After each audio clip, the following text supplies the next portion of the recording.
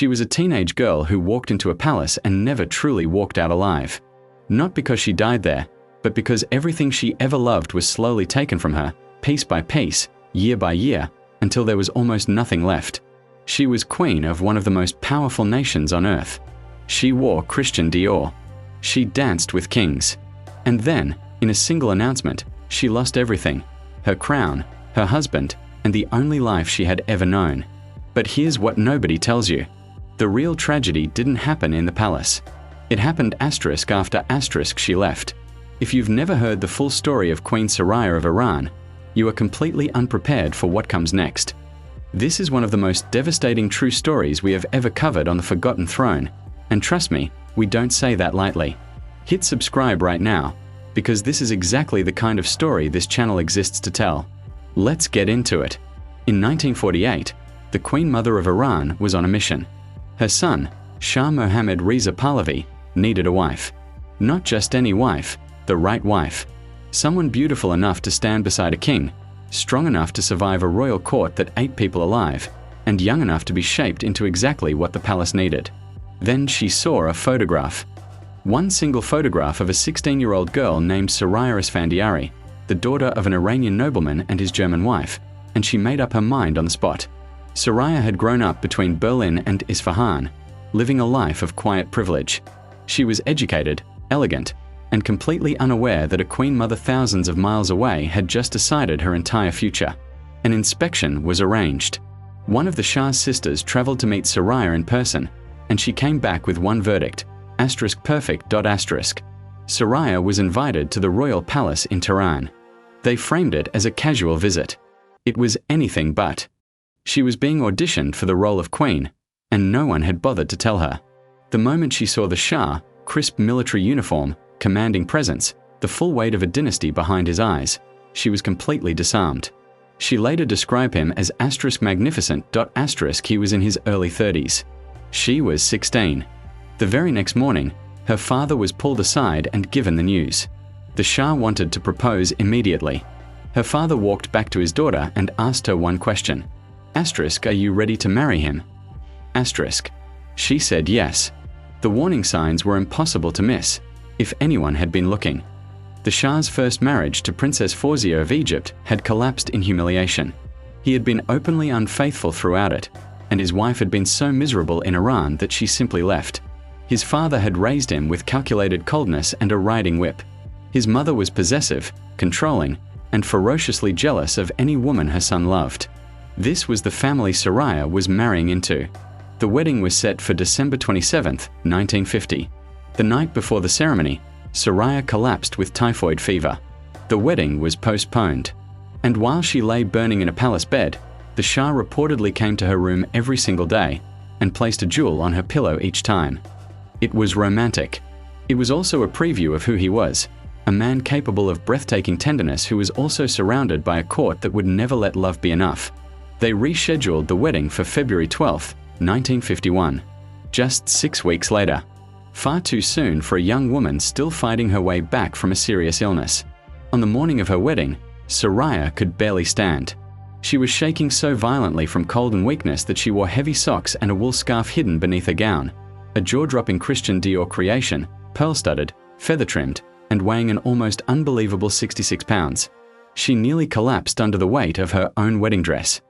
Minutes before the ceremony, the Shah looked at his bride and understood. Without hesitation, he took a blade and cut off the train of the gown so she could actually make it down the aisle. She made it. Barely. Once the world saw Soraya, it couldn't look away. She was breathtaking, dark eyes, sharp cheekbones, a presence that photographers called impossible to capture and impossible to ignore. She became a global icon almost overnight. But behind the palace walls, things were far more complicated.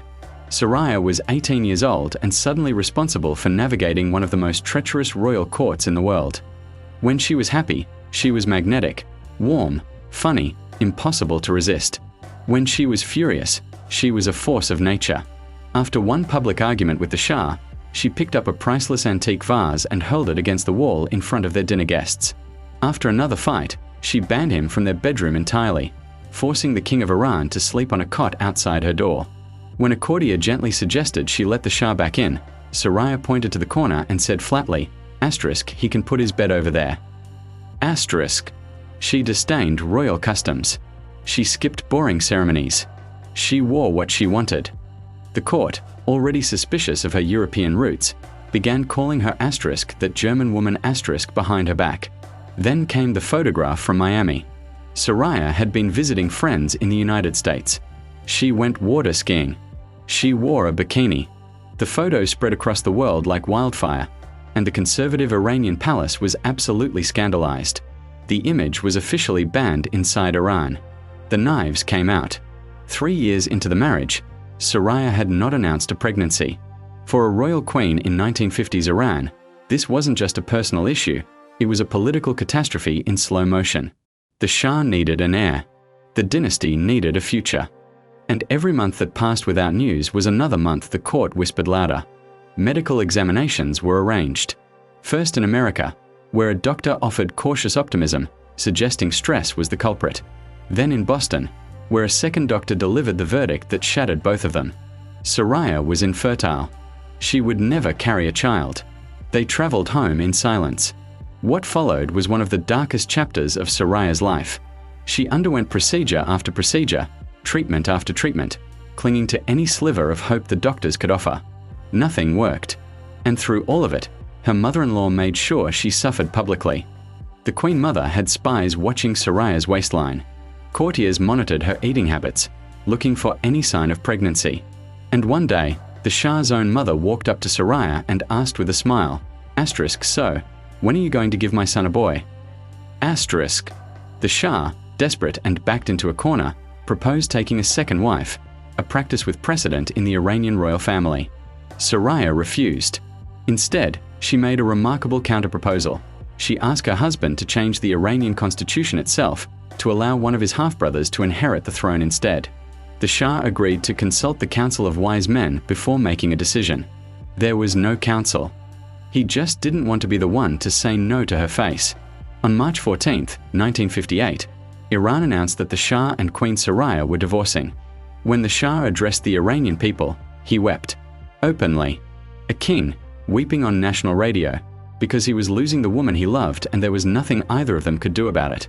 Soraya was in Europe when she heard the broadcast. She later said the announcement blindsided her completely.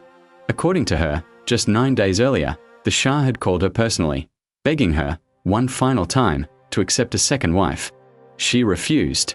She believed they still had time. They didn't. As a parting gift, the Shah gave her a penthouse suite in Paris, a monthly allowance, a Rolls-Royce Phantom, and a ruby. Beautiful gestures wrapped around a brutal goodbye. 1 year later, she watched the Shah marry the young and radiant Farah Diba in a ceremony that the whole world covered. And 10 months after that wedding, Farah gave birth to a healthy boy, the crown prince the dynasty had always needed. Soraya rebuilt herself the only way she knew how, by refusing to disappear. She stepped in front of a movie camera and landed a role in an Italian film, asterisk the Three Faces asterisk, releasing under just her first name. Soraya. One name. Like she didn't need the rest of it anymore. On set, she fell into a passionate love affair with Italian director Franco Indovina. She called him the second love of her life. There was, of course, a complication. He was married to someone else. But Soraya had learned by now that love rarely arrived without conditions. For a few years, she was genuinely happy. Then in 1972, Alitalia Flight 112 slammed into Mount Longa. Franco Indovina was on board. There were no survivors. The grief nearly destroyed her. Soraya retreated to her Paris penthouse and largely disappeared from public life, carrying 2 losses now, the Shah and Franco, in a heart that had never really had time to heal between them. In 1979, Soraya learned that the Shah was dying of cancer. He had been ousted from Iran in the revolution and was living in exile, sick and fading fast. 20 years had passed since their divorce. And yet, Soraya sat down and wrote him a letter. In it, she told him the truth she had never been able to say out loud, that she had never stopped loving him, that she wanted to see him one final time before he was gone, that after everything, after all of it, he was still the one. He wrote back. He told her that he had never stopped loving her either, that he wanted to say goodbye in person, that he needed to see her. But there was a problem. His wife Farah was constantly by his side, nursing him through his final months. He couldn't get away. So he proposed something that tells you everything about who these two people were even at the very end.